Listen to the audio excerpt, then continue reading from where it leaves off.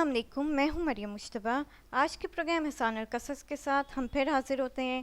آج کا ہمارا واقعہ ہے ایک جنگ کا، جنگ یرموک کا واقعہ۔ تو جنگ یرموک میں بار بار جو ہے کچھ مسلمان جاتے جنگ کے لیے اور واپس آتے، کچھ زیادہ زخمی ہو رہے تھے اور کچھ کم زخمی ہو رہے تھے۔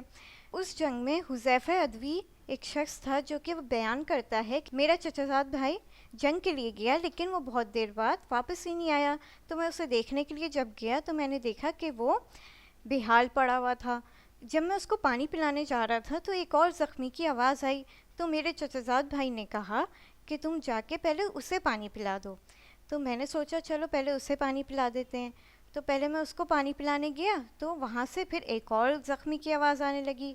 تو پھر میرے بھائی نے اشارے سے کہا کہ اس کو بھی پانی پلا دو۔ تو پھر میں نے اس کو بھی پانی پلا دیا۔ پھر جب میں واپس پلٹا تو اتنی دیر میں میرے چچا زاد بھائی کی شہادت ہو گئی۔ تو اس واقعے سے ہمیں یہ معلوم ہوتا ہے کہ اس آدمی نے اپنی شہادت کے وقت تک دوسروں کی مدد کی۔ تو اسی طریقے سے ہمیں بھی اپنی زندگی میں دوسروں کی مدد کرتے رہنا چاہیے۔